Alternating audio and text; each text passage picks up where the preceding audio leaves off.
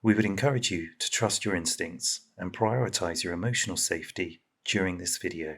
You may have your own insights into what is helpful or unhelpful during times of distress. Please be mindful of your personal boundaries when reflecting and sharing experiences.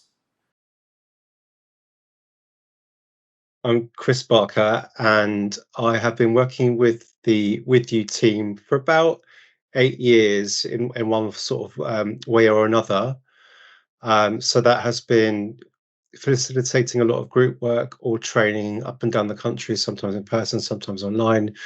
And then outside of that, I do my own peer support worker practice, which has to date been for an organisation in East Sussex which focuses on LGBTQ mental health and specifically within that suicide prevention. I think in terms of that raising awareness and um, thinking about understanding for opportunities that are available to people, for me, it sort of comes down to the importance of relationship building.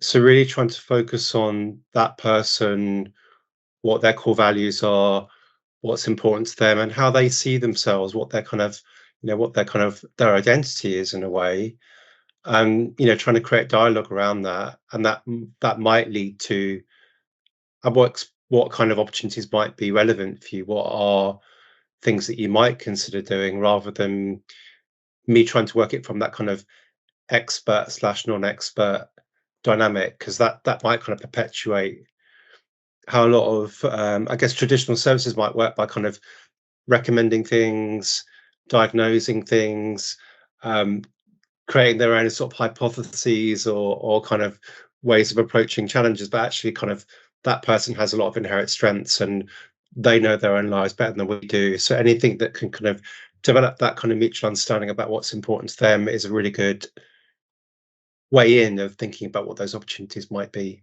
I suppose one of the things that comes up for me, having worked in health and social care sector for about 30 years or so now, is that we work in this sort of really highly outcomes driven, results based environment, and I think there's a lot of pressure on people to achieve a certain outcome from an intervention or a relationship, from the work that we do. But for me, peer support is about that kind of willingness to sit with a bit of uncertainty or to sit with distress and not try and problem solve it, not try and fix it, but just to be that kind of listening ear. And maybe going back to those other aspects that we've spoken about around finding out what's important to the person and what would be really useful in this period of their lives where perhaps they are feeling quite distressed and overwhelmed, kind of what would the right help look like. So this, I suppose one of the kind of unique things also about peer support is that ability to role model vulnerability, and maybe talk about some of our own experiences, and that creates an environment where it's okay to talk about difficult emotions, and that we're just here to listen to that, and we're not trying to sort of silence it or fix it, but just to sort of sit with it. That might be quite a lot for us to do.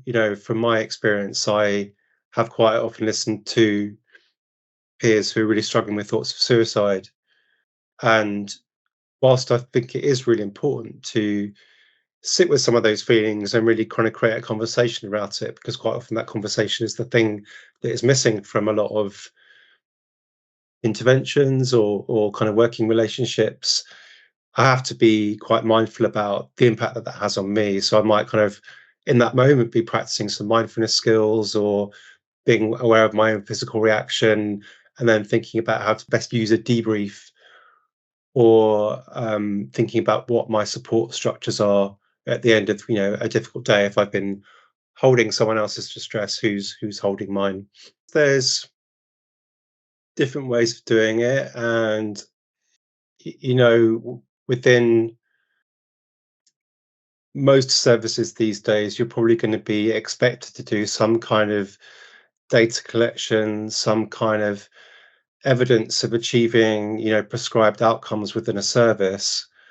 And perhaps for some of us, there's no getting away from that. It's an important part of funding. It's an important part of bidding for services these days. and kind of measuring quality and satisfying kind of requirements of funders or regulators. But I'm always trying to think about how do I make this process meaningful? How do I make it perhaps a bit more peer? And alongside that, alongside perhaps some of that data collection, I might just be focusing on just that dialogue and that listening again. And is there a way of co-producing some of that information? One of the things that I've done quite a lot of when I've perhaps been facilitating groups or facilitating a network of peer workers is that we might co-produce notes together. We might write things down together, and that could be said for feedback mechanisms as well. So rather than sort of sitting behind a clipboard or sitting behind a survey monkey, can we just be thinking about what's worked and what hasn't worked together and having that through a dialogue, um, and maybe kind of taking that feedback again to reflective practice or supervision, so that I'm quite keen on that sort of conversational aspect of it rather than just being something that we have to do as a sort of process. And I think it's not uncommon for people who've used services or found themselves in quite clinical settings, maybe to have never shared that experience outside of a clinical setting or with outside of a team of professionals. And again, those perhaps traditional roles might assume that kind of expert and non-expert style relationship, which I suppose might in some cases perpetuate that feeling of feeling maybe quite alone with that thought or alone with that experience if you haven't had a peer to share some of those mutual experiences with. Um, so if we're thinking about those relationships sort of being the peer relationships being based on sort of solidarity and openness and maybe trying to reduce sort of some of that hierarchy that we might kind of experience in services, perhaps we're creating an opportunity for both parties to talk about that struggle, and maybe that kind of reduces loneliness and isolation and creates those sort of twinkle lights of connection. I tend to think that there's no such thing as a homogenous group. There's no such thing as you know peer support workers who have the same experience. There's no way that all LGBTQ people will have the same experiences. There's no way that all people of color will have had the same experience. So creating some kind of dynamic where that variety of experiences can be shared and listened to and validated, um, and being really mindful about asking about different perspectives. And my experiences of group work being in a group of peer supporters is that sometimes people won't feel comfortable to say what they're thinking if they might anticipate that not being agreed with by the rest of the group, or if that's maybe a diversion from the general feeling of the group. And one thing that sort of springs to mind is religion. In one group fairly recently, some people were talking about being really harmed by some of the um, religious sort of values that they might have grown up around, and then other people were quite silent.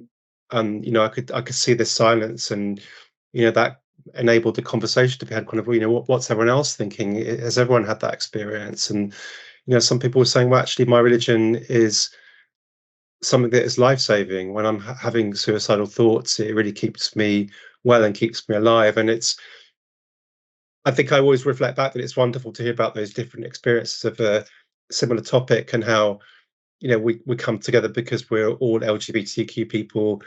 Many of us are LGBTQ people who struggle with suicidal thoughts, but look at all this difference that we have as well.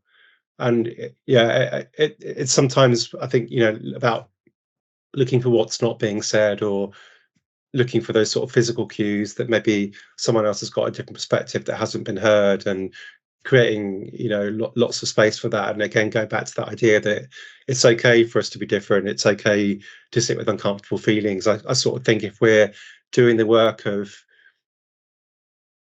talking about diversity and difference, maybe it should feel a bit uncomfortable. I think in terms of thinking about equality and addressing that distress around some of those sensitive topics, there's something that feels quite important around acknowledging power imbalance. Um, I'm really interested in something called the power threat meaning framework. It's something people might want to look up, but it's a sort of question that